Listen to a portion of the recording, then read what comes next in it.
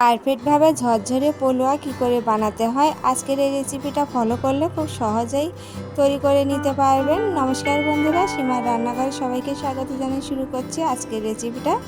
তো আজকে কি করে এই যে পোলোয়াটা করছি, তো পুরো রেসিপির সাথেই থাকো। রেসিপিটা অবশ্যই ভালো লাগবে আর অনেক টিপসও আছে, সেগুলো ফলো করলে খুব সহজেই তৈরি করে নিতে পারবেন।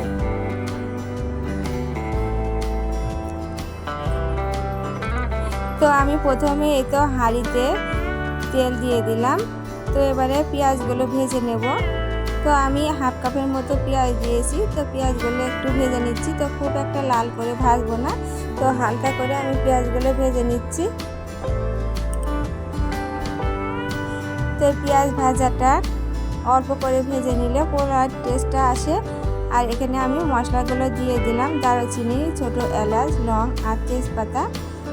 এই মশলাগুলো দিয়ে এবারে ভেজে নিচ্ছি। তো আমি আগে পেঁয়াজ বেরেস্তাটা করে নিয়েছি। তো এবারে আমি এই তো ধুয়ে রাখা চালগুলো দিয়ে দিলাম।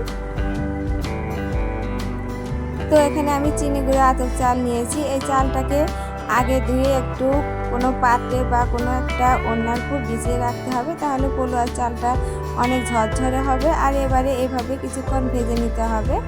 আর এবারে দিয়ে দিলাম লবণ 1 চামচের মতো, আর চিনি দিয়ে দিলাম 1 চামচের মতো, আর ঝালের জন্য কিছুটা কাঁচামরিচ দিয়েছি আর কিশমিশ দিয়ে দিলাম। তো সব উপকরণ দেওয়া হয়ে গেছে।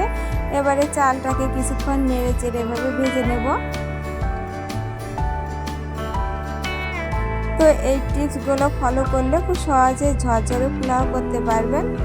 আর এই কাঁচামরিচটা একটু বেশি দিয়েছি, তো আমাদের বাড়িতে একটু ঝাল ঝাল সবাই খেতে পছন্দ করে, তো আপনাদের ঝালের পরিমাণটা একটু কম করে দিতে পারেন। তো চালটা আমি ভালোভাবে নেড়ে চেড়ে ভেজে নিচ্ছি। তো চুলার হিটটা লো টু মিডিয়াম করে এই চালটা ভেজে নিতে হবে। তো হাই হিটে দিলে তলার থেকে হয়তো লেগে যেতে পারে।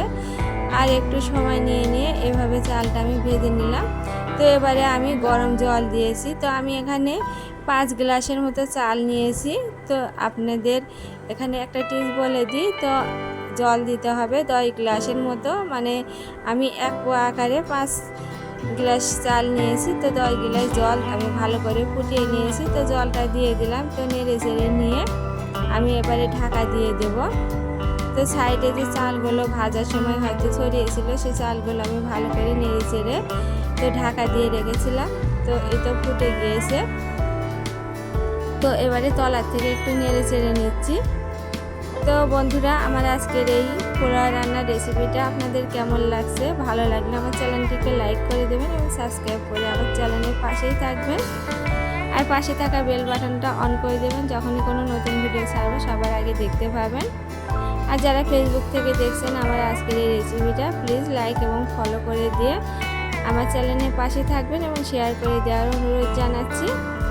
তো আমি এখানে 1 পোয়ার মতো দুধ, তরল যে দুধটা সেটা দিয়ে দিলাম।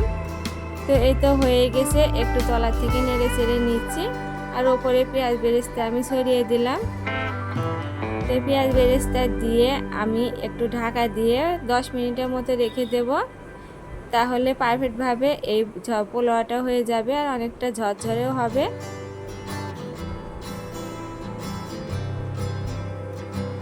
তো এই দেখুন কতটা ঝরঝরে হয়েছে এবং প্লেটে তুলে নিচ্ছি। তো 10 মিনিটের মতো আমি রেখে দিয়েছিলাম। তো আপনারা একটু বেশি সময় রাখতে পারেন, তাহলে আর একটু ঝরঝরে হবে। তো যাই হোক, আজকের আমার এই পোলাওটা কেমন হয়েছে কমেন্টে জানাবেন। আর এরকম নিত্য নতুন রেসিপি পেতে অবশ্যই আমার চ্যানেলের সাথেই থাকবেন। তো আমি এই তো পরিবেশন করে দেখিয়ে দিলাম।